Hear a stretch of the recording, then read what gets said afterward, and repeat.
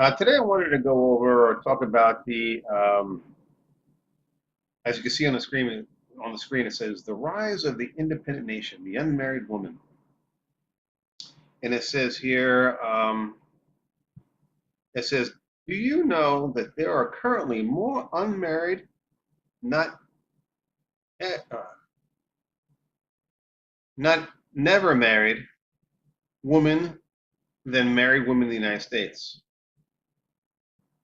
So basically, it's saying that there are currently more unmarried women than married women in the United States, and that there are consequences regarding this particular social norm. So, and this particular author by the name of Rebecca Traister um, is making this contention that basically things have changed quite a bit since we've had this rise of the independent nation, or really the rise of the independent woman, which has resulted into an independent nation. That's how it really works. The rise of the unmarried woman gave rise to the independent nation. So that's that.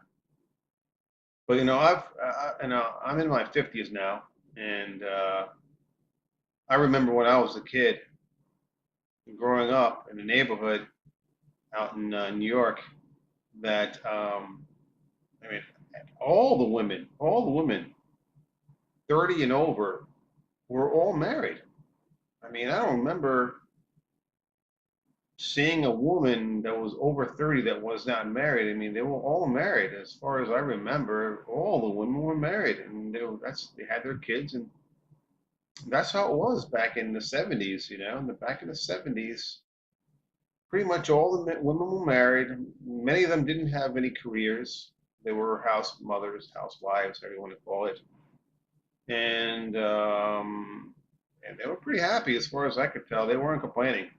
I mean, they just did their thing, and men went off to work, and the traditional roles. Now that's all totally flipped upside down. So basically now, you see a lot of, like this person was saying, there's more unmarried women now than there were married women. And that's a heck of a feat because this has been done in under 40 years. Under 40 years. Now, what's going to happen in 40 years from now? I don't know. Who knows what's going to happen in 40 years from now? But meaning, if you see this trend going, I don't know. I mean, it's just it boggles my mind. Unfortunately, I've been living long enough to really see the difference between eras. If you're in your early 20s or late teens, you have no clue what it was back in the 70s because you didn't live at that time. But man, it was a lot different. And for me, and I think even for the women back in those days, uh, things were better. Things are better. Now there's more opportunities for me now, but more opportunities doesn't mean that it's any better.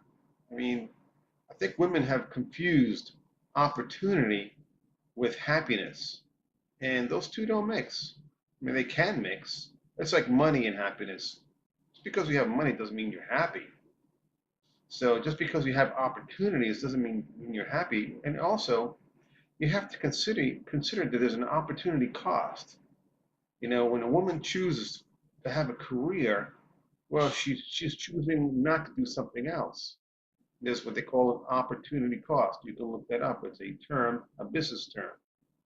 So, just because these women are, going up in ranks in regards to their business and their careers, and they're becoming more politically influential and all of this other stuff, but man, I don't see the happiness. I don't see the happiness. And really, when it comes down to it, it really comes to, are you happy or are you not happy? Because, I mean, a career is not a fun thing for the most part. You got to get up early, you have to work late, you got to do continuing education, you got to deal with stress.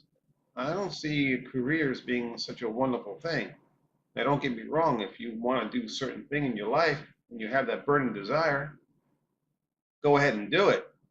But I'm telling you right now, when I grew up in the 70s, the mothers back in those days, I mean, when their kids got a little bit older, they could have went to work if they wanted to, but they chose not to work. And I do taxes for a living, and what I see, and this could be the addendum to this particular book, is that when I see these unmarried women come to my office and they hit around 50 years old, they decide to go back to their family, go back to their parents if they're still alive, or they end up quitting their career and just kind of coast to their Social Security benefits. I know one lady. What she did was she cashed out her 401k, and she was like in her mid 50s, and she said to me that that's going to carry me for a while, and once I get my Social Security, I'll live off of that, and that's it. She checked out of the workforce, and I see a few of them are like that, and I don't have that many clientels, that much of a clientele. But the older women, in their 50s and above that have not been married nor have any kids, they choose to get out of the rat race. Because when you decide that you want to have a career, you say hello to the rat race, right? So it's not this fantasy land where there's a lot of women, young women think, oh, I'm going to have a career and I'm going to do this and I'm going to do that. It's not all that. It's not all of that. It really isn't. Hey, I have my career, and hey, it's a career. It's a job. It's a means to an end. Basically, that's what it is. I have a lot more fun doing these YouTube videos and my career, my lovely career that I worked very hard to get my license and everything like that. But at the end of the day, my career doesn't make me happy. At the end of the day, it, it's just a means to an end, and it's a job. That's what it comes down to. So this video is going to be short and sweet for the most part. I'm just trying to tell women out there that the old lifestyle, the old where the man went to work and the women stayed at home, that now those were good times. And I'm saying that I was a kid, all right? So I had no egg, I had no axe to grind. I'm just telling you what I saw back in the day when I was living compared to now, because I see a lot of older single women, and it's sad to me. It's sad. I just don't.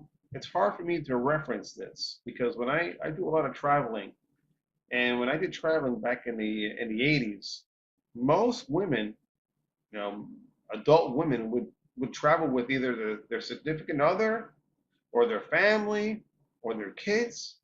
But now I see a lot of women uh, traveling by themselves, and to me that's sad. To me, that is sad. And hey, I'm a man, and it's sad to me as a man that I see a lot of women traveling by themselves. And I say to myself, what happened? Where did we fail? So, anyway, that's my point. I hope you liked it. If you have any questions or comments, please leave them below. And as always, God bless.